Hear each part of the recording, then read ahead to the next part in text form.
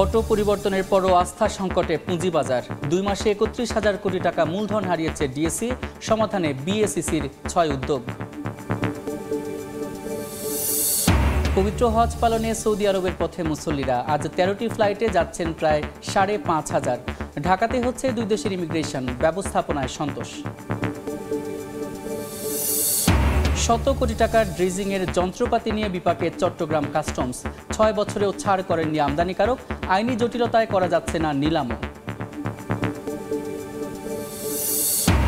2 মাসের নিষেধাজ্ঞা শেষ হচ্ছে আজ। মধ্যরাত থেকে শুরু হচ্ছে পদ্মা মেঘনার মাছ ধরা, জেলেদের মুখে হাসি। জাটকা সংরক্ষণের সফল দাবি কর্তৃপক্ষের।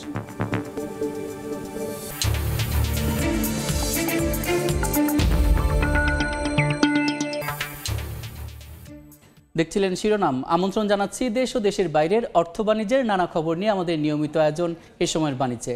আপনাদের সঙ্গে আছি আমি সাদিক হাসান ইমন। রাজনৈতিক পট পরিবর্তন, নিয়ন্ত্রক সংস্থার নেতৃত্বে রদবদল এবং নানা সুপারিশের পরও আস্থার সংকটে পুঁজিবাজার। সোমবার পর্যন্ত চলতি মাসের প্রথম 16 কার্যদিবসে প্রধান বাজার ঢাকা স্টক এক্সচেঞ্জে সূচক পড়েছে 294 পয়েন্ট। পরিস্থিতি পর্যালোচনা করে বিশ্লেষকরা বলছেন, সংস্কার এবং সুপারিশে বেশি জোর না দিয়ে বিদ্যমান আইনেই খুঁজতে হবে সমাধান। ফরহাদুর রহমানের রিপোর্ট। আশা ছিল অন্তর্বর্তী সরকার দায়িত্ব নেওয়ার পর আবারও ঘুরে দাঁড়াবে পুঁজিবাজার। নিয়ন্ত্রক সংস্থা বিএসইসিতে রদবদল সহ বাজার সংস্কারে গঠিত হয় টাস্কফোর্স। তবুও ঠিক হয়নি বাজার। গেল 2 মাস ধরে চলছে ধারাবাহিক পতন। প্রধান পুঁজিবাজার ডিএসই গেল 2 মাসে মূলধন হারিয়েছে 31,000 কোটি টাকা। এ সময়ে প্রধান সূচক পড়েছে 294 পয়েন্ট। আর চলতি মাসের প্রথম 16 কার্যদিবসে মূলধন কমেছে প্রায় 10,000 কোটি টাকা। লেনদেন ছিল মাত্র 300 কোটি টাকার ঘরে। পুঁজিবাজার সংশ্লিষ্টরা বলছেন, বিনিয়োগকারীদের আস্থাহীনতা দূর করতে সরকারের কোনো উদ্যোগ নেই, যার প্রভাব পড়ছে বাজারে। বাজার পজিটিভনেসের জন্য যে দৃশ্যমান তৎপরতা, সেই জিনিসটা না দেখতে পেয়ে চরমভাবে এক ধরনের আপনার হলো আস্থাহীনতা তৈরি হয়েছে। মার্কেটকে সামনে নিয়ে যাওয়ার জন্য যে একটা কর্মপন্থা, রোডম্যাপ বলি বা আমরা যেটাই বলি, বা অ্যাকশন, এক্সিকিউশন, সেগুলি অনুপস্থিত। নিয়ন্ত্রক সংস্থা বিএসইসির সাবেক চেয়ারম্যান ও বাজার বিশ্লেষক ফারুক আহমেদ সিদ্দিকী বলছেন, অর্থনীতির সামগ্রিক টালমাটাল পরিস্থিতির প্রভাব পড়ছে পুঁজিবাজারে। রিফর্মস করে দীর্ঘ 8 মাস সময় নষ্ট হয়েছে। এটা মনে করছি না যে বাজারে একটা বিরাট ধরনের সংস্কার দরকার বা একটা টাস্কফোর্স একটা বিরাট রেকমেন্ডেশন নিয়ে আসবে, যেটা ইমপ্লিমেন্ট করলে বাজারের অবস্থা ভালো হয়ে যাবে। এরকম পরিস্থিতি আমার মনে হয় নাই। বাজারের যে আইন কানুন আছে, যে নিয়মকরণ আছে, এটা মোটামুটি স্ট্যান্ডার্ড এবং এটাতে এতদিন চলে এসছে। বাজার সংশ্লিষ্ট সবার মাঝে পারস্পরিক সহযোগিতা ও সম্পর্ক উন্নয়নের মাধ্যমে বাজারে আস্থা ফিরিয়ে আনার তাগিদ জানিয়েছেন বিশ্লেষকরা। ফরহাদুর রহমান, সময় সংবাদ, ঢাকা। আসছে অর্থ বছরের বাজেটে শেয়ার বাজারের বিনিয়োগ এবং তালিকাভুক্ত কোম্পানির লভ্যাংশ আয়ে কর ছাড় সুবিধা দেওয়ার কথা জানিয়েছেন Bangladesh securities and exchange commission BSEC. বাজারে আস্থা ফেরাতেই এমন সিদ্ধান্ত বলে সংস্থাটির সংবাদ বিজ্ঞপ্তিতে জানানো হয়। মঙ্গলবার রাতে প্রধান উপদেষ্টার বিশেষ সহকারী ডক্টর আনিসুজ্জামান চৌধুরী এবং আর্থিক প্রতিষ্ঠান বিভাগের সচিব নাজমা মুবারেকের সঙ্গে বিএসইসির বৈঠকে এই সিদ্ধান্ত হয়। সংবাদ বিজ্ঞপ্তিতে জানানো হয়, বাজার স্থিতিশীল রাখা এবং আস্থা ফেরাতে 6টি গুরুত্বপূর্ণ পদক্ষেপ নেওয়া হয়েছে। এর মধ্যে আছে ভালো প্রতিষ্ঠানকে তালিকাভুক্ত করা, সমন্বয় বাড়ানো, বিনিয়োগ শিক্ষা কার্যক্রমে জোর দেওয়া, সূচক পরিবর্তনে ভূমিকা রাখছে এমন প্রতিষ্ঠানের দিকে নজরদারি বাড়ানো।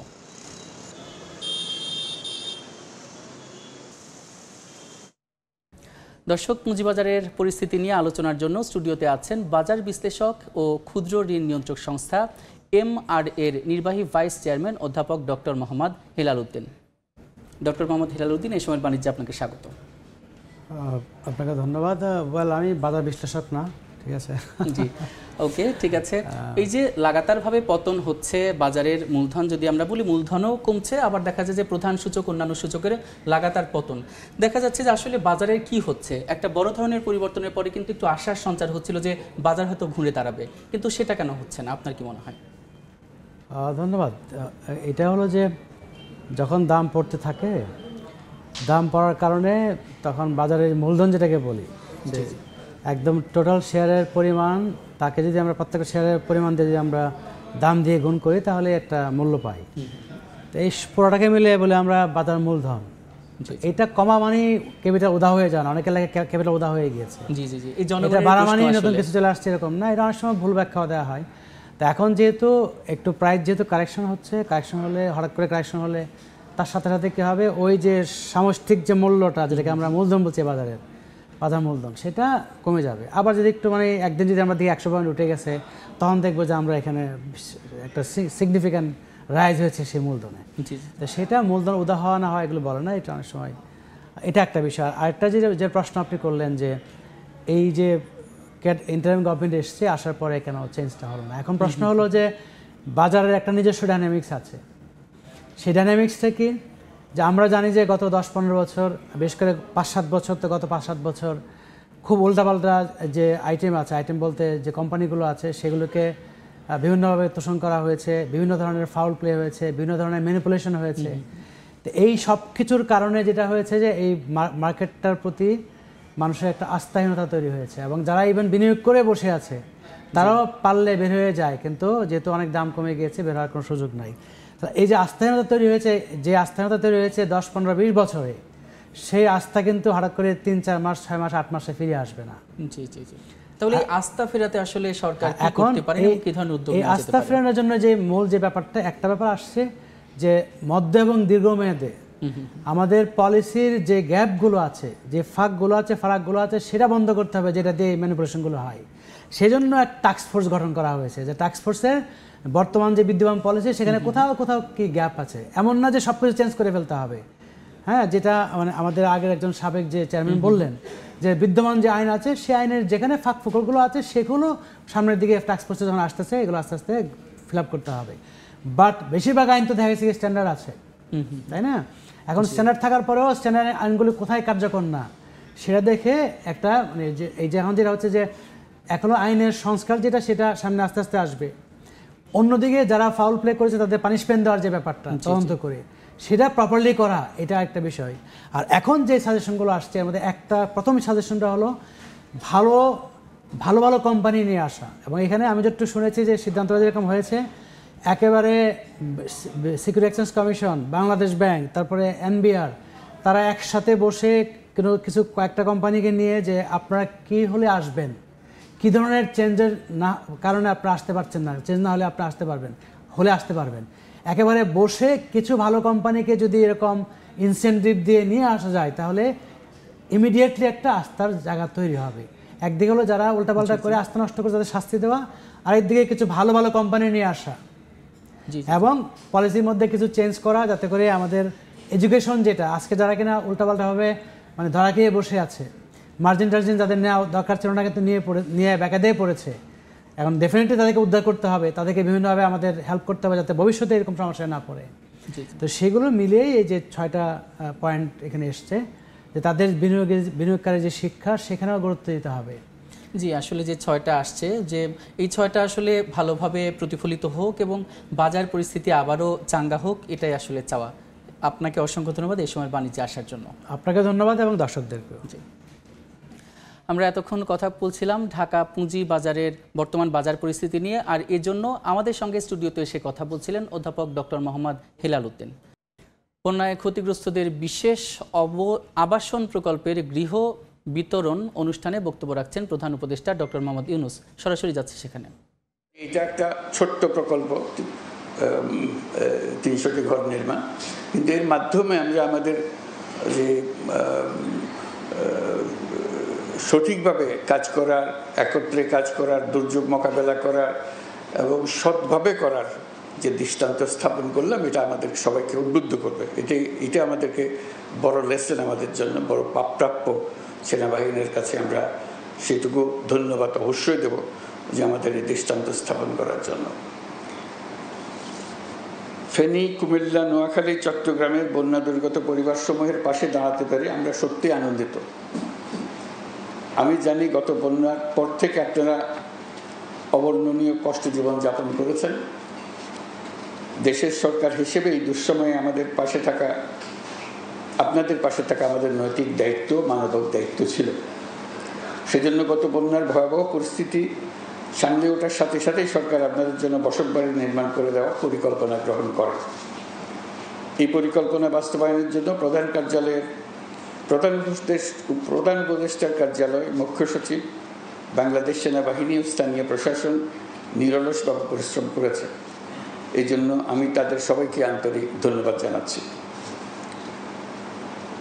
এর মাধ্যমে যারা বাড়ি পেয়েছেন, আজকে যাদেরকে দেখলাম, যারা চাবি গ্রহণ করেছেন বাড়ির, তাদের সবাইকে অভিনন্দন জানাচ্ছি যে আপনাদের এই দুর্দিনে আপনাদের পাশে থাকতে পেরে আমরাও স্বস্তি বোধ করছি যে আমরা আমাদের দায়িত্ব পালন করতে পেরেছি। এই বাড়িটি আপনার একটি অবলম্বন, মাথা গোঁজার একটা জায়গা। এখানে আপনারা পরিবার পরিজন, সন্তান সন্ততি নিয়ে বসবাস করবেন। যেহেতু এখন মাথা গোঁজার মতো একটা ব্যবস্থা হয়েছে, এখন একই সাথে আপনাদের সন্তানদের উন্নত ভবিষ্যৎ গড়ে তোলার দিকেও নজর দিতে হবে। তাদেরকে ভালো মতো পড়াশোনা করাবেন যাতে ভবিষ্যতে তারা ভালো মানুষ, ভালো নাগরিক এবং ভালো উদ্যোক্তা হতে পারে। দেশের মানুষ আপনাদের পাশে দাঁড়িয়ে যে সাহস জুগিয়েছে, সেই সাহস সবসময় মনের মধ্যে ধারণ করবেন এবং দেশের মানুষ আপনাদের সঙ্গেই থাকবে। এই সহমর্মিতা দেশের সকল মানুষের মধ্যে এবং সকল প্রজন্মের মধ্যে ছড়িয়ে পড়লেই আমরা একটা সাহসী এবং স্বনির্ভর জাতি হিসেবে গড়ে উঠতে পারব। আপনাদের সকলের জন্য শুভেচ্ছা জানাচ্ছি এবং সেনাবাহিনীর সব কর্মীদের যারা এই কাজে যুক্ত ছিলেন তাদের কাছে বিশেষভাবে কৃতজ্ঞতা জানাচ্ছি। সেনাবাহিনীর যারা উচ্চ পদে আছেন তারা এটা দেখাশোনা করেছেন, সুন্দরভাবে জাতির সামনে একটা দৃষ্টান্ত স্থাপন করেছেন, সেজন্য তাদেরকে ধন্যবাদ ও অভিনন্দন জানাচ্ছি। এই প্রকল্প বাস্তবায়নের জন্য নিয়োজিত জেলা প্রশাসনকে, সেনাবাহিনীর 24 ও 33 পদাতিক ডিভিশনের সবাইকে আন্তরিক ধন্যবাদ জানাচ্ছি। সবাইকে ধন্যবাদ। আল্লাহ হাফেজ। বন্যায় ক্ষতিগ্রস্তদের বিশেষ আবাসন প্রকল্পের গৃহ বিতরণ অনুষ্ঠানে বক্তব্য রাখছিলেন প্রধান উপদেষ্টা ডক্টর মোহাম্মদ ইউনূস। আমরা সরাসরি যুক্ত ছিলাম সেখানে। এবার বন্দর বাণিজ্যের খবর।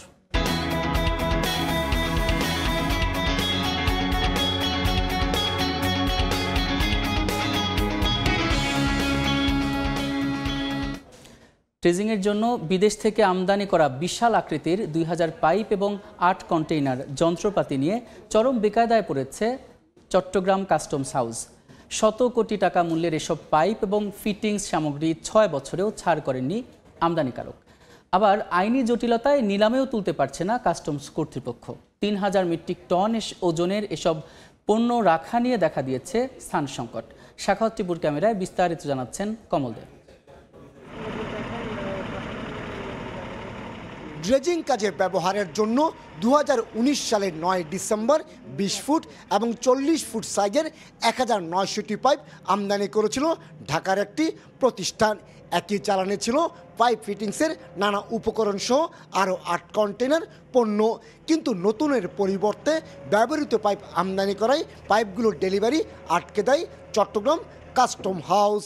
স্বাভাবিকভাবে যেভাবে আমরা ইনভেন্টরি করে নিলাম প্রক্রিয়ায় সরাসরি তুলে দিতে পারি, এই পাইপগুলোর ক্ষেত্রে আমরা এটা করতে পারতেছি না। আমরা বাণিজ্য মন্ত্রণালয়ের অনুমতি গ্রহণপূর্বক তারপর আমরা নিলামে তুলব। এই অবস্থায় গত 6 বছর ধরে চট্টগ্রাম বন্দরের শেডে পড়ে থাকা বিশাল আকৃতির এইসব পাইপের এখন স্থান হচ্ছে চট্টগ্রাম কাস্টম হাউসের নিলাম শাখায়। বিশাল এই পাইপের চালানের পাশাপাশি পণ্যভর্তি কন্টেনার রাখতে গিয়ে চরম ভোগান্তিতে পড়তে হচ্ছে সরকারি দুটি সংস্থাকেই। এগুলো থাকার কারণে আসলে আমরা অন্যান্য মালামাল রাখা যাচ্ছিল না, চট্টগ্রাম বন্দর গুরুত্বপূর্ণ স্পেস ব্যবহার করতে পারছে না এবং আমরা রেভিনিউ জেনারেট হচ্ছিল না। চীনে প্রস্তুতকৃত এসব পাইপ এবং ফিটিংস উপকরণ সিঙ্গাপুর হয়ে চট্টগ্রাম বন্দরে আনা হয়েছিল। একাধিকবার চেষ্টা করেও এ নিয়ে আমদানিকারক কিংবা C&F এজেন্ট প্রতিষ্ঠানের কোনো বক্তব্য পাওয়া যায়নি। ইতিমধ্যে বন্দর আমাদের কারেন্ট পাঠিয়েছে এবং এগুলি নিলাম প্রক্রিয়ার জন্য কাস্টমস কর্তৃপক্ষের কাছে হস্তান্তর করেছে। 2700 মেট্রিক টন ওজনের পাইপের আমদানি মূল্য ছিল 80 কোটি 50 লাখ টাকা। সত্যিকার অর্থে বিদেশ থেকে আমদানি করা বিশাল সাইজের এইসব পাইপ এখন চট্টগ্রাম কাস্টম হাউজের জন্য গলার কাটা হিসেবে দেখা দিয়েছে। আইনি জটিলতা যেমন নিলামে তোলা যাচ্ছে না, ঠিক তেমনি স্থান সংকটের কারণে রাখা যাচ্ছে না বন্দর কিংবা কাস্টমসের নিলাম শেডে। কমল দে, সময় সংবাদ, চট্টগ্রাম। জাতীয় রাজস্ব বোর্ডের পরামর্শ কমিটির ৪৫তম সভা চলছে। এই মুহূর্তে সেখানে আছেন রিপোর্টার MS আরেফিন। সরাসরি চলে যাচ্ছি তার কাছে। আরেফিন,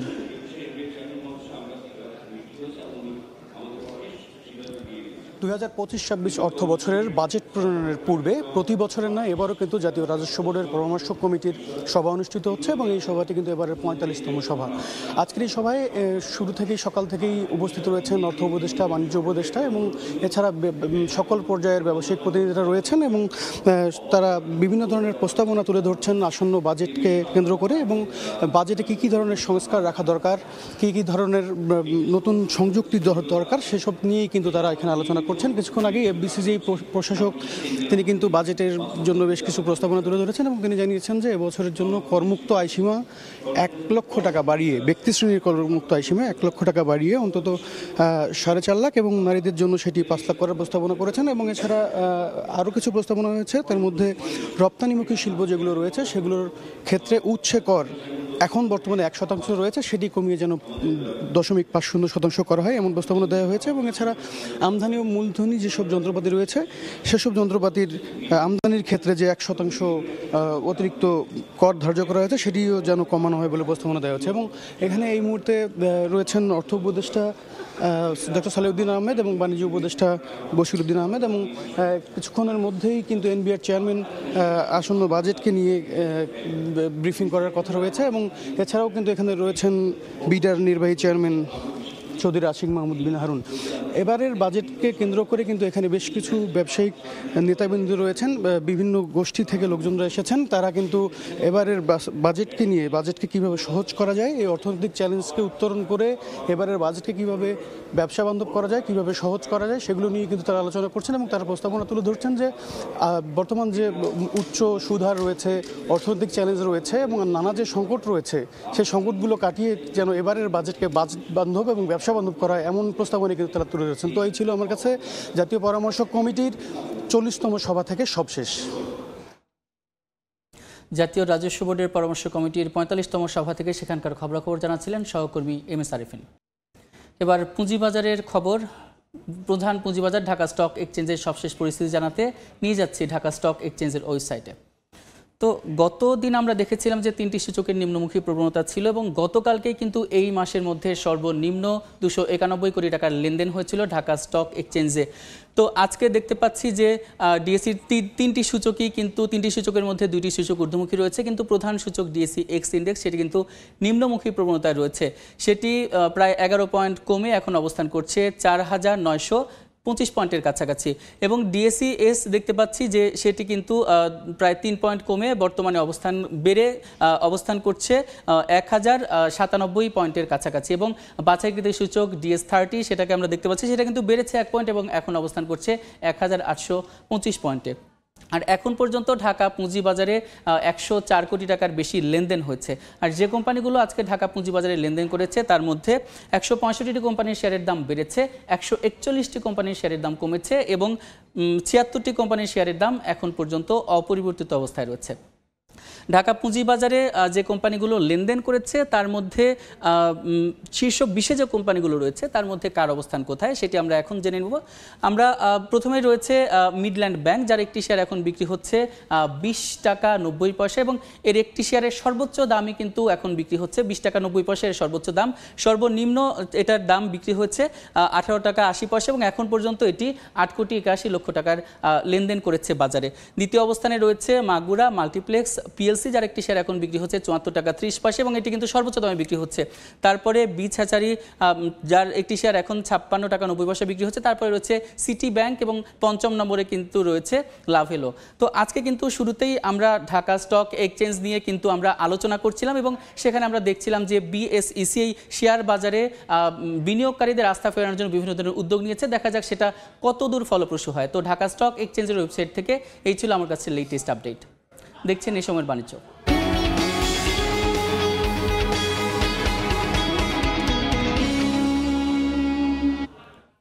বাসাবাড়িতে ব্রডব্যান্ড ইন্টারনেট সেবা দিতে আইএসপি লাইসেন্স চেয়েও পাচ্ছে না মোবাইল অপারেটর বাংলালিংক। ব্রডব্যান্ড সেবাদাতাদের আপত্তির মুখে এই সিদ্ধান্ত নিয়েছে বিটিআরসি। বিনিয়োগ সংস্থা বলছে ব্রডব্যান্ড সেবার লাইসেন্স থাকবে আইএসপিদের হাতেই, তবে ইন্টারনেট সেবা প্রদানের ক্ষেত্রে আইএসপির সঙ্গে পার্টনারশিপ করতে পারবে মোবাইল অপারেটররা। শুভ খানের রিপোর্ট। অনলাইনে কেনাকাটা, ফ্রিল্যান্সিং সহ দৈনন্দিন নানা কাজে মোবাইল ও কম্পিউটারে ইন্টারনেট ব্যবহার করছেন 13 কোটি গ্রাহক, যার মধ্যে মোবাইল গ্রাহকই 11.5 কোটির বেশি। তবে দৈনিক চাহিদা 6,800 জিবিপিএস ব্যান্ডউইথের অর্ধেকের বেশি ব্যবহার করেন 1,40,00,000 ব্রডব্যান্ড গ্রাহক। আইএসপিএবির তথ্য বলছে বর্তমানে ব্রডব্যান্ড ইন্টারনেট সেবার বাজার 6 থেকে 7,000 কোটি টাকার। এই বাজারে প্রবেশ করতে চায় মোবাইল অপারেটর বাংলালিংক। সম্প্রতি বিটিআরসির কাছে বাসাবাড়িতে ব্রডব্যান্ড ইন্টারনেট সেবা দিতে আইএসপি লাইসেন্স চায় তারা। যদিও আইএসপি লাইসেন্সিং নীতিমালায় মোবাইল অপারেটরদের জন্য ব্রডব্যান্ড সেবার লাইসেন্স গ্রহণে নিষেধাজ্ঞা রয়েছে। এই নিষেধাজ্ঞা তুলে দেওয়ার অনুরোধ জানিয়েছে বাংলালিংক। মোবাইল অপারেটরদেরও আইএসপি লাইসেন্স থাকলে ভালো হয়। আইএসপিও দিলাম, আমরা নিজেদের আইজিডব্লিউ থাকলো, নিজেদের আইসিএক্স থাকলো, সব মিলে যদি আমরা সবকিছু করতে পারি, অফকোর্স আমাদের কস্টটাও কমবে এবং কোয়ালিটি অফ সার্ভিস কিন্তু আরো বাড়বে। এর আগে 2024 সালে সেলুলার মোবাইল সার্ভিস গাইডলাইনে তার ছাড়াই ওয়াইফাই সেবা দেওয়ার অনুমতি দেওয়া হয় মোবাইল অপারেটরদের। শিগগিরই চালু হচ্ছে স্টারলিংকের বাণিজ্যিক কার্যক্রম। এ অবস্থায় ব্যবসা টিকিয়ে রাখতে মোবাইল অপারেটরদের আইএসপি লাইসেন্স না দিতে বিটিআরসিকে চিঠি দিয়েছে ব্রডব্যান্ড সেবাদাতারা। মোবাইল অপারেটর যারা, তারা কিন্তু অলমোস্ট 95% হলো বিদেশি উদ্যোক্তা। এখন আমরা বিদেশিদের কাছে ইন্টারনেট সেবাটা তাদের কাছে তুলে দিব কিনা, এটা সরকারের সিদ্ধান্ত নেওয়ার সময়। সারা দেশে সেবা দেওয়া প্রায় 3000 ব্রডব্যান্ড উদ্যোক্তার আপত্তি আমলে নিয়েছে BTRC. Fixed and mobile will remain separate. However, business to business যদি কথা হয়, বিজনেস যদি মনে করে যে তারা তাদের দুইজনেরই স্বার্থ রক্ষা হচ্ছে, এসএলের মাধ্যমে হতেই পারে। বর্তমানে 3,86,00,000 গ্রাহককে মোবাইল সেবা দিচ্ছে বাংলালিংক। শুভ খান, সময় সংবাদ, ঢাকা।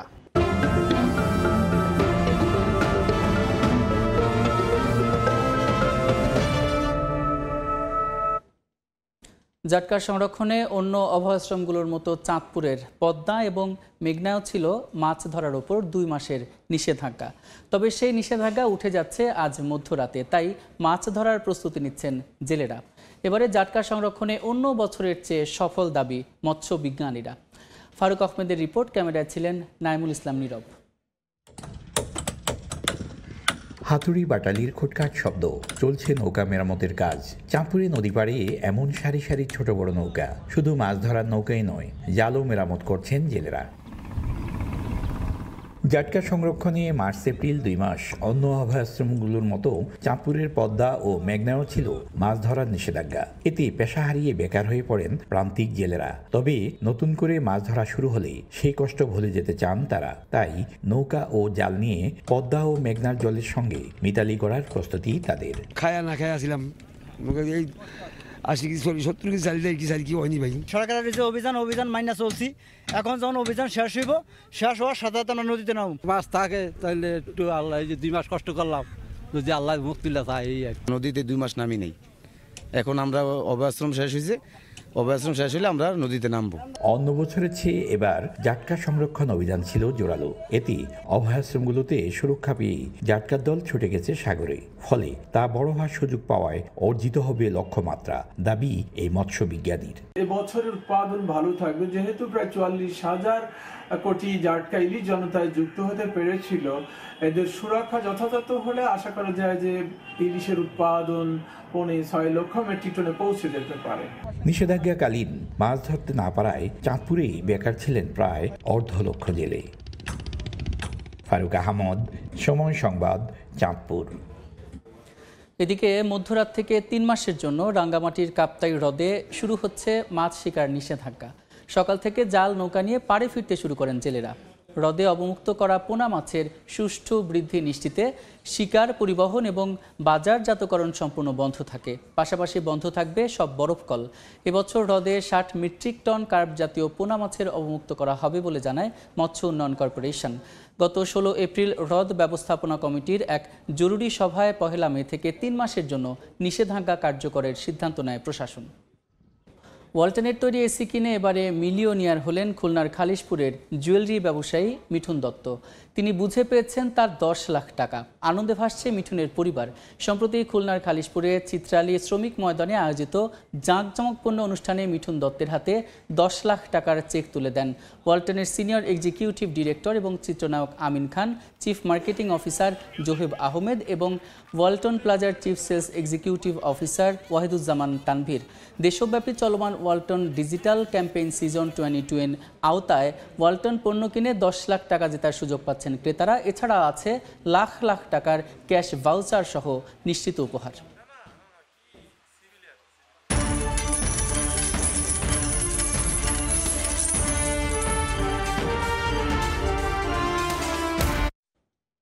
দেশের বাজারে বাড়লেও বিশ্ববাজারে নিম্নমুখী চাল, গম এবং ভোজ্য তেলের দাম।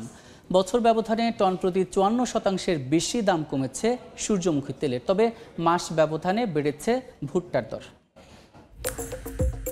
মার্কিন বাজার গবেষণা সংস্থা ট্রেডিং ইকোনমিক্স বলছে, গেল এক মাসে চালের দাম 8% বেশি কমে বুধবার প্রতি 100 পাউন্ড বিক্রি হয়েছে $12.48, যা গেল বছরের একই সময়ের তুলনায় 11% কম।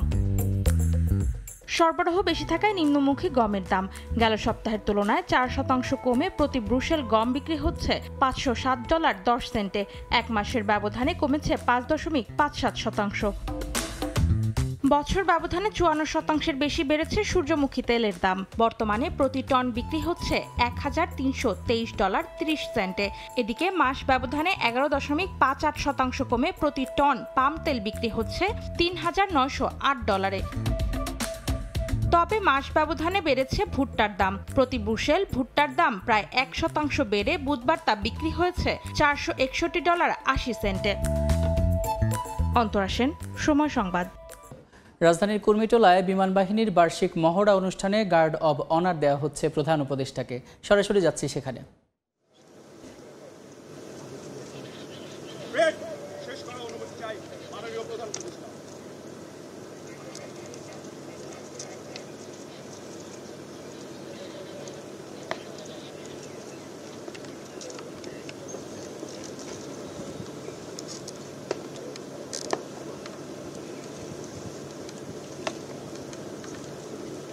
বিমান বাহিনীর সম্মান গান, রাষ্ট্রীয় সালাম, সশস্ত্র সালাম।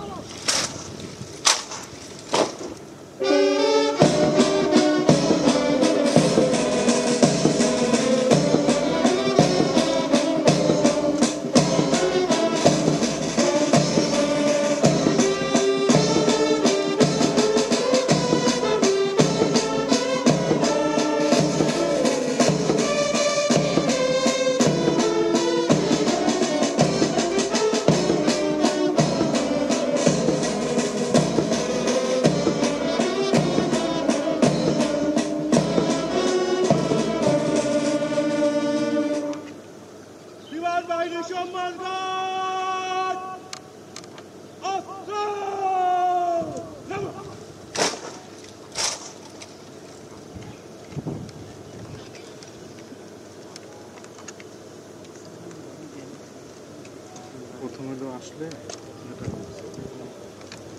আসার পরে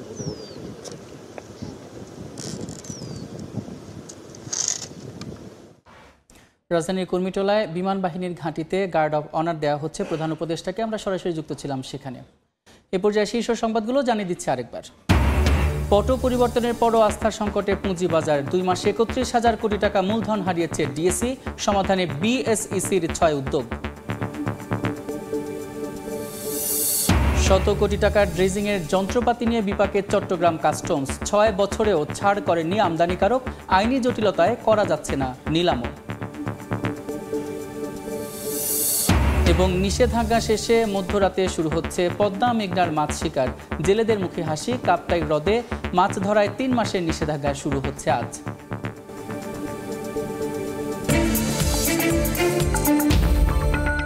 এই ছিল এই সময়ের বাণিজ্যে। সঙ্গে থাকুন সময়ের।